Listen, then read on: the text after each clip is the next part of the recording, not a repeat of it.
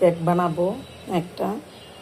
এটার জন্য আমি 2 কাপ ময়দা নিয়েছি, এখানে 2 কাপ ময়দা, তারপরে 4টা ডিম নিয়েছি। এখন আমি এখানে এক এক করে এই যে এখানে চিনি, 2 কাপ ময়দার জন্য 1 কাপ চিনি, 1 কাপ তেল, সয়াবিন তেল, এখানে বেকিং সোডা, বেকিং পাউডার, এখানে মোরব্বা, এটা কেটে দিব পরে, এখানে গুঁড়ো দুধ, এখানে অরেঞ্জ এসেন্স। ডিম 4টা নিয়েছি, ডিম 4টার থেকে এগুলো এখন আমি বিট করব প্রথমে সাদা অংশটা। আর এখানে আমি এই 4টা ডিমে এভাবে আলাদা করে নিয়েছি। এখন আমি যাচ্ছি, প্রথমে সাদা অংশটাকে ফোম করে নিব।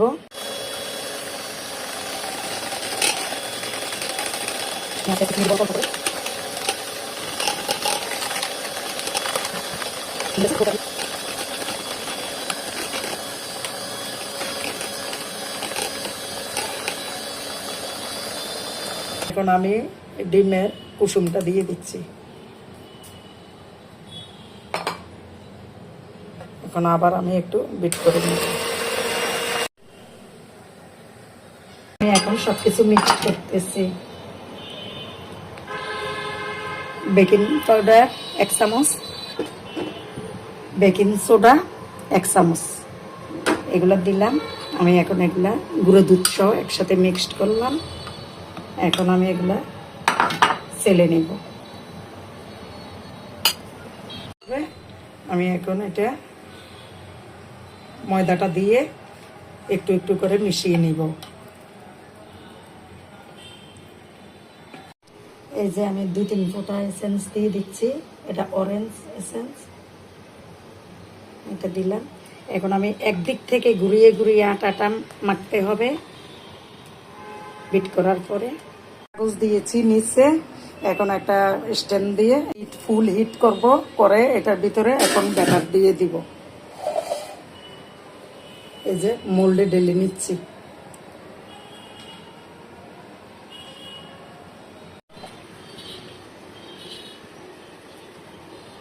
যে আমার মোল্ডে নিয়ে নিলাম, রেডি। এখন আমি আস্তে আস্তে ট্যাপ করে নিলাম যেন বাতাস না ইয়ে হয়। এখন আমি এখানে এটা ইটালিয়ান, এই যে আমি মোরব্বাটা দিয়ে দিচ্ছি,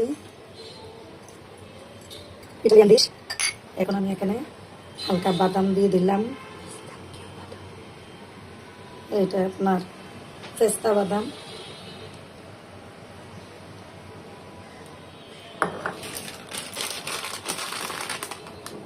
সামান্য কিশমিশ দিয়ে দিচ্ছি।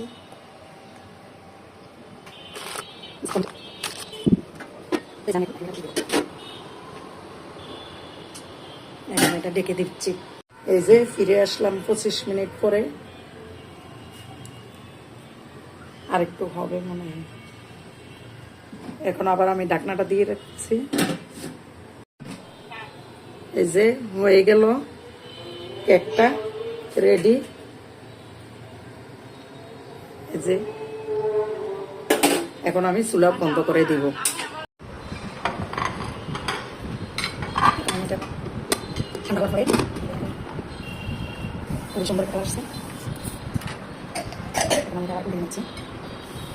আমি এটা চিকন চিকন করে কেটে নিচ্ছি।